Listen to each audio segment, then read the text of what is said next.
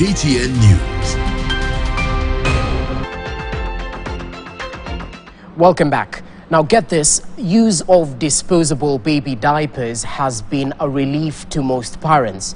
As the use of these commodities increase, how they are disposed of is posing a challenge to the environment, as Beldin Waliaula tells us in this feature dubbed Diapers, the Wrapped Menace. Listen in. For most modern parents, nothing beats the convenience of diapers. That's why they have embraced them. The affordability of the disposable towels has also increased their use. But as they become common, many don't know how to dispose them properly. My name is Beldin Waliaula, and this is Diapers, the Wrapped Menace.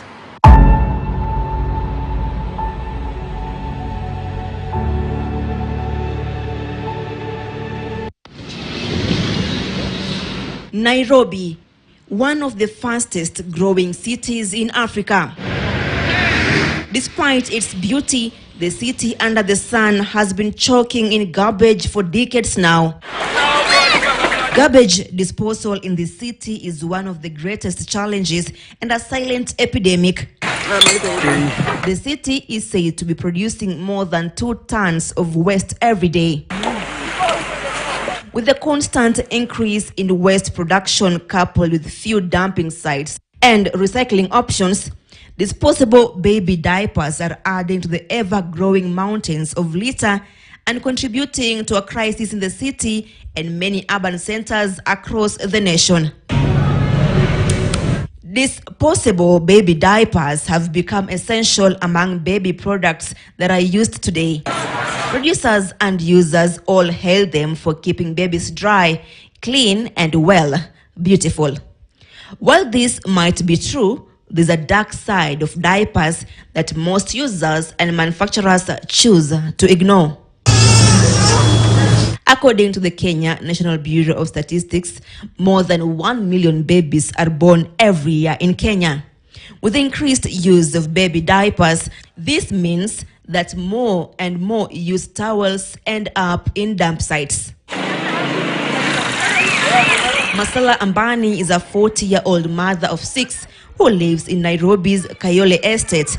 Her youngest child is an infant. She says that diapers have been a relief, unlike the baby towels, commonly known as napkins or nappies. Tofauti yake ni ukishavalisha huyo mtoto hiyo diaper, hata kipupu unatoa unatupa, lakini napkin akipupu lazima ufanye nini? Lazima ufue. Hiyo ndio tofauti yake, na ingine iko kama suruali, unaona. According to her, there is no formula of disposing diapers. After removing it and wiping the baby, all she does is to wrap the waste in, dump it in a dustbin, and forget about it. The rest is left to garbage collectors. Sasa niko nako kagunia nimekanunua. Yaani kama nikakuweka hizo diaper sasa. Tabakae kwenda huku na huku. Niko nawaza hii diaper badala ya kutupa hivi. So angekuwa naeka kama plastic, yani wamama wachukue wakipimisha iende irudiwe tena kama plastic badala ya kutupa hivi. Susan Nekesa also resides in Kayole. She has been bestowed with the duty of bringing up her granddaughter. Her teenage daughter, who is the child's mother, is still in school. To her, diapers are a wonderful invention that comes in handy, especially during the cold season. Huyu sasa kwa siku mimi natumianga kama 4 hivi kwa siku mchana tu. 4. Usiku natumia kama 3. Yeah. Ni expensive, lakini budget pia nakawekea kwa sababu nikatoto kako utafanya nini? Ukikaachilia makojoa inakachoma hata kenyaka hizi ya lala. Near her house is a dump site that serves several other households. However, this site is slowly growing into a spreading landfill. Kuna marori zinakujanga zinabeba.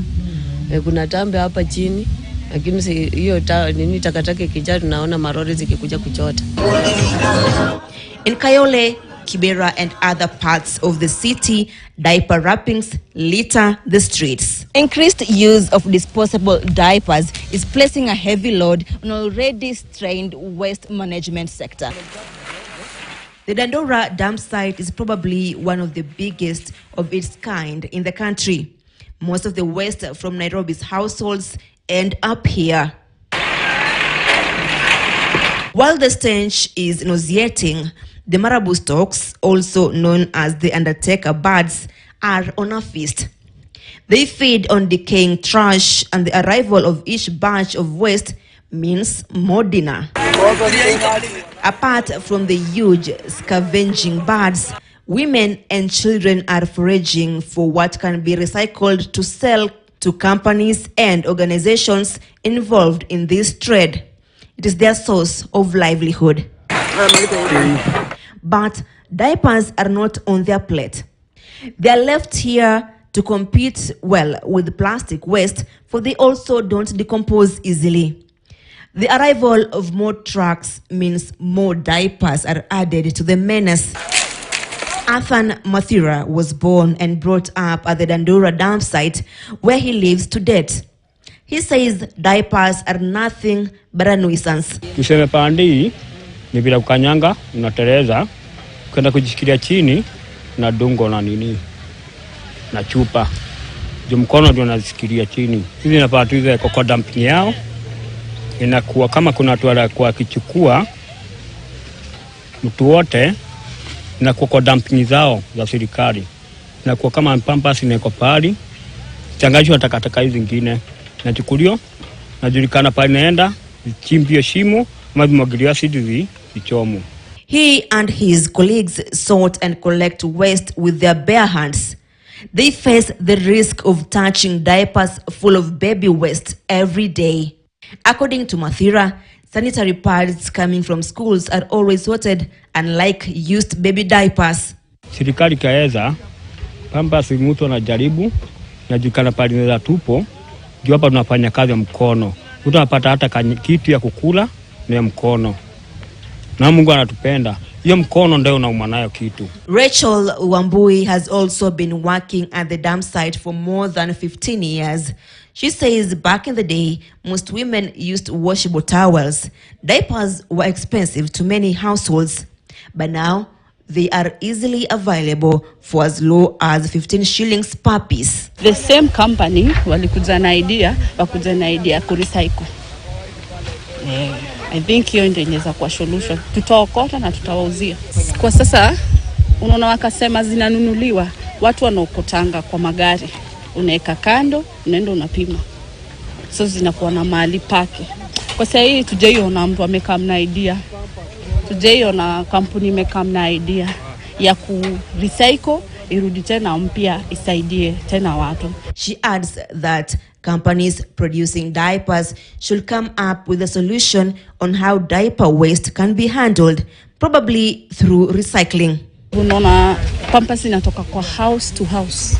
Garbage kwa hii estate na hii estate hawajakuwa na ile, Kenya ijakuwa na ile design ya Pampers, garbage, chupa, chakula.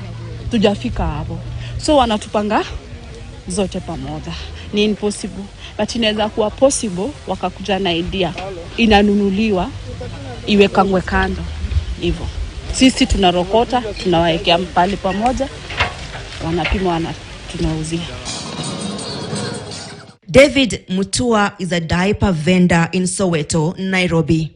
He says diaper business in the informal settlement is quite rewarding. A family buys between 4 to 6 diapers in a day from him, depending on the children's ages.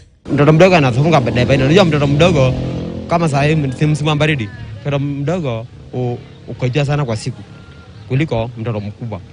Disposable diapers have a great impact on ozone depletion due to the increase of chlorofluorocarbons, or CFCs. These are non-toxic and non-flammable chemicals containing atoms of carbon, chlorine, and fluorine. Diapers do not decompose or degrade easily and stay for years in the environment while emitting carbon dioxide. In a simple estimates, a 1-month-old baby will need at least 6 diapers each day. That is 180 diapers in a month on the lower side and 160 diapers in a year. With approximately 1 million babies being born each year in the country, then the amount of diaper waste being produced is unthinkable. Used diapers have 2 destinations. Most find their way into litter bins and dump sites alongside regular daily household waste. However, there are those that end up littering public spaces and roads. They become a nuisance, especially when stray dogs make a feast on the waste wrapped inside, thus posing a threat to public health.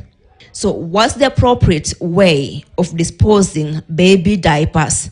Disposable diapers have the potential to be a public health hazard if not disposed of properly. Therefore, fecal matter should be dumped into the toilet before disposing of the diaper. Wrap up the diaper into a tight ball and secure it. Then place the diaper in a sealed container or a reusable plastic bag. With proper disposal of diapers, it will reduce incidences of contamination of drainage water, which can subsequently lead to diarrheal diseases. And lastly, do not mix diapers with other waste because they aren't recyclable. Waste collectors at the Dandora dump site suggest that households should have separate bins for disposing baby diapers so as not to contaminate other waste. Inaweza kuwa easy. Ukapata chakula iko na bucket yake, chupa bucket yake, pampers bucket yake. Inaweza kuwa easy hata sisi tukifanya kazi. Unaona itakuanga imemwagwa chakula, wewe utachukua chakula nguruwe, pampers wa kupima apime, chupa wenye wanapima apime. Unaona so zinakuanga zote pamoja, lakini sijui kama inaweza kuwa possible. Waste segregation is important for convenience and hygiene, as waste collectors are at risk of infections and diseases from interacting with the human waste. Meringechu is the lead patron for Takataka ni Mali, spearheading waste management for economic benefits. Yes, we need to manage our waste so that we're able to conserve our environment and take care of our environment, because if we don't manage our waste, it then means that all this waste will end up into the landfill, and then what will happen when the waste gets into the landfill, there's a lot of carbon emission, there's a lot of methane gas that will come from there. There's actually really no value that we are making from it, and if we manage it, then we're able to recover what is valuable from it. As our slogan says, Takataka ni Mali, waste is wealth. Then we're able to recover and create value from what it is. Then we are looking at waste but bringing economical value from that waste. It also helps to improve our environment, and when we improve our environment, then we are able to stay away from diseases. When we don't mitigate the climate change, the climate will not affect only those who polluted the climate, it will affect all of us. So it is important that we understand that it's a collective responsibility for all of us. So the government are helping to give an enabling environment. We are also calling the government to help us to build an infrastructure of collecting and making sure that we recycle and we recover as much waste as we can be able to recover. 90% of the waste that we call waste is recyclable. According to Ngechu, there is need for a conversation on going back to reusable or washable baby towels or nappies. She also acknowledges that at the moment, the country has no concrete solution to diaper waste, but reducing consumption being the immediate start. But are there any possible solutions to this menace that Kenya as a country can adopt? How can we be able to use reusable alternative than using these solutions that I use today and then I dump it tomorrow? So a mindset change of our culture is when you consume, you have to be aware. Are you consuming and throwing? How can you be able to come up with a model on consuming things that you can reuse and continue reusing? I think those are some of the conversations that we are having. For some of the problems that we do not have a concrete solution right now, I think the best way we can be able to do is how can we avoid that? How can we reduce the consumption of that? In India, the government has made efforts to ensure diaper waste is processed to make fuel. Niveda, The CEO of Trashcom, a waste recycling company in India, says in her country they have a rule of not recycling diapers. But diapers are incinerated as they are clustered as biomedical waste. We have a rule that we cannot really recycle diapers. We can only incinerate it because it comes under biomedical waste. So we have incinerators in almost all the cities which incinerate these diapers because that's the only way. As per the law allows only that. The disposable diapers can also be shredded into small pieces after the separation from other waste. Other way is that we shred it and send it to a cement plant where it is burnt instead of coal, which we call as refuse-derived fuel. So these are the two places where it is used. It is not recycled. It is not, currently they do not allow it to be recycled, but hopefully in the future there are some innovations that are coming up which are trying to recycle it as well. Biodegradable or eco diapers are available in the market, mainly in Western nations. In Kenya, they are available in selected stores, but unreachable to the vast population. Banning and barring disposable diapers as a solution all have implications on the environment. They could interfere with the water table, while banning them risks releasing more carbon into the environment. As the conversation about conserving the environment continues, parents need to know that besides the convenience that diapers bring, they can also be hazardous to the environment. Belden Waliaula, KTN News. Coming up in the world of sports, Kenya's Daniel Wanyonyi defeats Tanzania's Karim Mandonga in a rematch fight staged at